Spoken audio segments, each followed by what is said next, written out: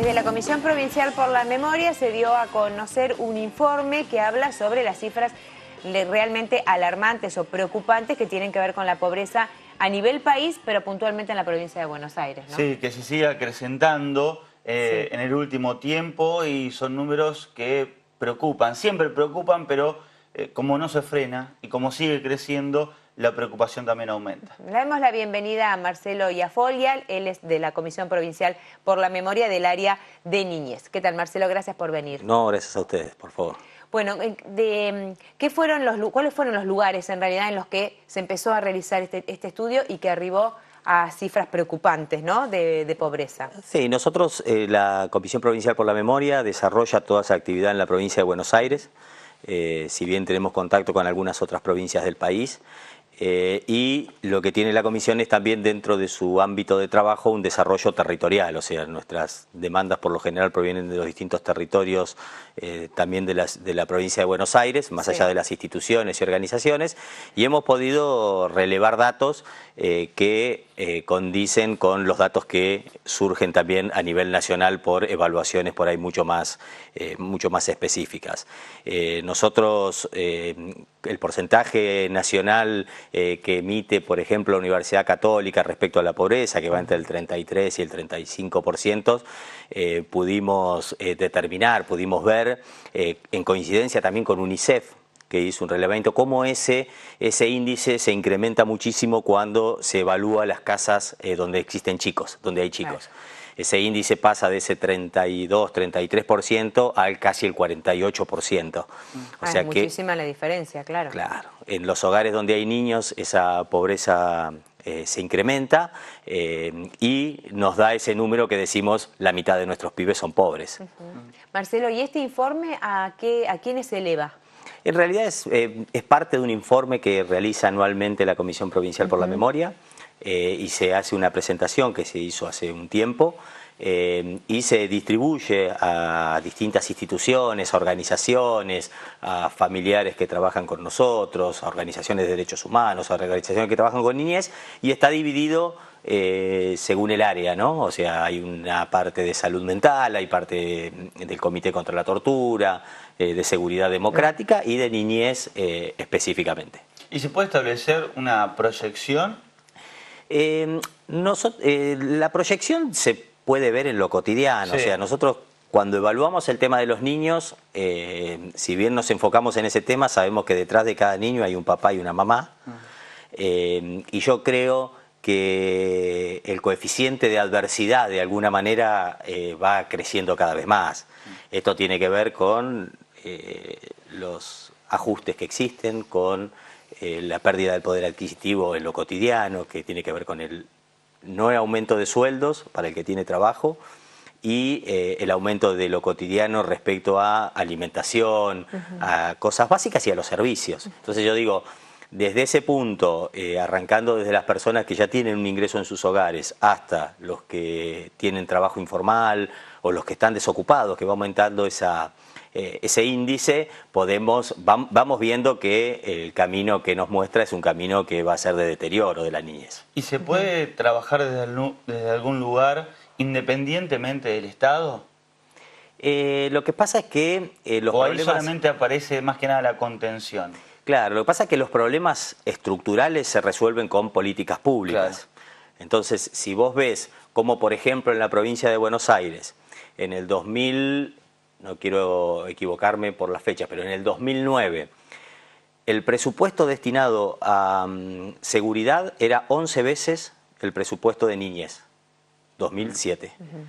2017, año pasado, que se pudo evaluar, el presupuesto de seguridad es 25 veces el presupuesto de niñez. Con esto, ¿qué quiero decir? A través de las políticas públicas se direccionan la mayor cantidad de dinero a lo que vos querés generar como Estado. Y eso que por ahí los números a veces son medio fríos, ¿no? Pero es lo que uno ve en la realidad, cómo el Estado punitivo aparece cada vez más, cómo el tema de los pibes, uno ve que los corren más con el Código Penal que con un guardapolvo. Entonces yo digo... esto se ve reflejado y el cambio estructural es a nivel de políticas públicas. Igualmente las respuestas que existen a nivel territorial, por las organizaciones y por un montón de instituciones que trabajan, yo creo que van como tirando salvavidas en una inundación, ¿no? Pero creo que también eso es lo que sostiene y lo que contiene también un poco el malestar social. Marcelo, cuando se habla de pobreza se traslada a todo el núcleo familiar, que bien hacías mención recién, donde hay chicos, pero también en las condiciones en las que vive o en el barrio al que pertenece. Lo que pasa es que la cotidianeidad que se da en la vida está atravesada por un montón de factores, como por ahí decíamos hace un ratito. Yo digo, las afectaciones que tienen cuando se cierran programas referidos a niñez, cuando se recortan los presupuestos en los hospitales públicos y a esa mamá se le hace muy difícil conseguir un turno para operar a su hijo, cuando las escuelas se reducen los presupuestos y las escuelas pierden muchos días de clase y los pibes no concurren, cuando los comedores por ahí son insuficientes para que el pibe coma. Digo, todo este conjunto de cosas, esta adversidad que se presenta, y después también con todos los problemas territoriales también que hay, ¿no? De infraestructura en el barrio, de agua potable, de cloacas. Claro, de los servicios indispensables, indispensables, ¿no? Para que la vida se lleve un poquitito mejor. Digo, todo este conjunto muestra una realidad bastante adversa. ¿Qué te produce a vos que convivís con los chicos, que vas a los barrios, cuando se habla de pobreza cero? En realidad creo que es un discurso de marketing, o sea, una frase que impacta, pero que en realidad no convive con la realidad. A veces uno, cuando escucha esas frases, se pone contento, ¿no? Porque uno, ¿qué más para por ahí personas que vienen trabajando hace mucho tiempo con el tema de los niños y con los grandes problemas también sociales que atraviesa la sociedad?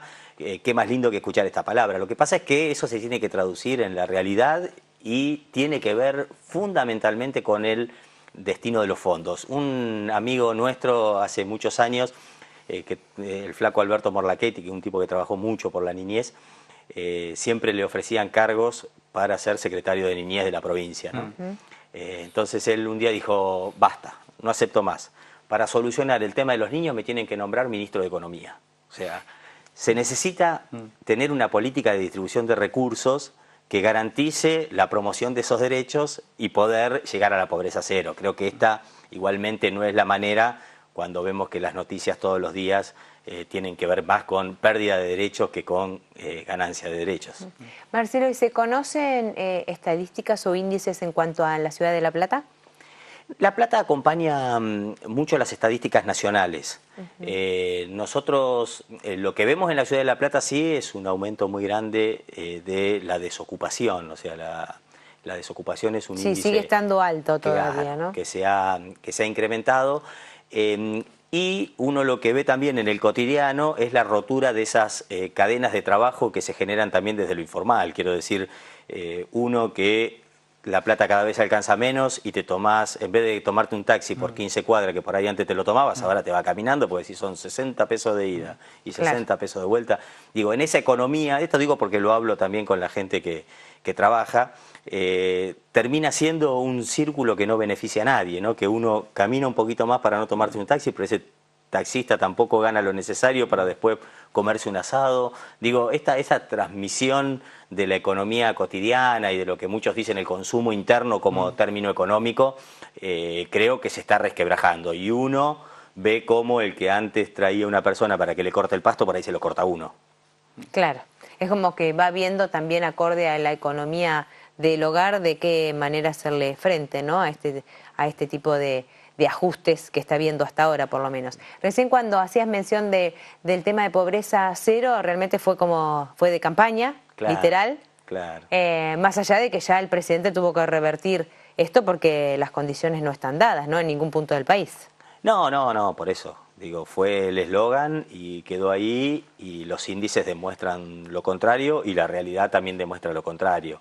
Pero bueno, hay que tratar de sostener de alguna manera como uno pueda toda la situación social y también ejercer la protesta ante esto, ¿no? O sea, creo que uno también tiene que expresar el malestar. Y tiene Se va a hacer una movilización, ¿no? Ahora Sí, nosotros con el tema de los pibes nos venimos juntando todos los años. Durante todo el año una asamblea de organizaciones de niñez de La Plata, Berisso y Ensenada. Hay alrededor de 40 organizaciones, todas que trabajan con niñez. Recogimos una frase que viene de la década del 90 del Movimiento Nacional de los Chicos del Pueblo, que es: el hambre es un crimen. Sí. Es una frase muy dura pero muy representativa. Y lo que hacemos es generamos una especie de marcha con los pibes desde Plaza Moreno hasta Plaza San Martín, donde en ese día los únicos protagonistas son los pibes, o sea, los adultos no hablamos.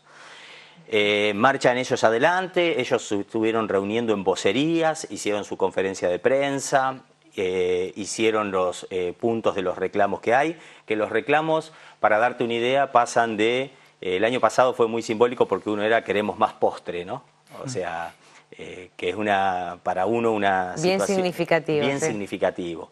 Y el otro día escuchábamos en la conferencia de prensa y unos pibes de los hogares decían: necesitamos que nos ayuden para arreglar los techos del hogar, porque cuando llueve, como hay chicos chiquititos, se resbalan y se pueden golpear. O sea, mostraba una deficiencia de infraestructura con lo cotidiano que pasa en los pibes. Bueno, esta marcha la protagonizan básicamente los pibes, si bien la estamos acompañando los adultos.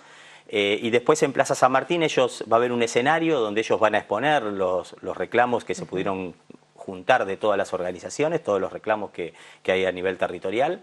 Van a expresar esos reclamos y aparte van a hacer una demostración o van a mostrar de alguna manera todo lo que ellos realizan en sus lugares, en los barrios o en los hogares o en las instituciones o en los sindicatos, donde hacen talleres de murga, va a haber orquesta, va a haber teatro, miles de expresiones culturales y recreativas que van a estar expresadas en la plaza.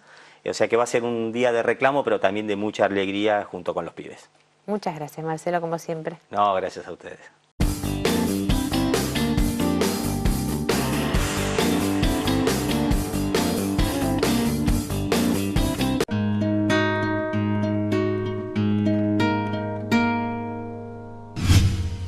Imagen Platense, el canal de la ciudad.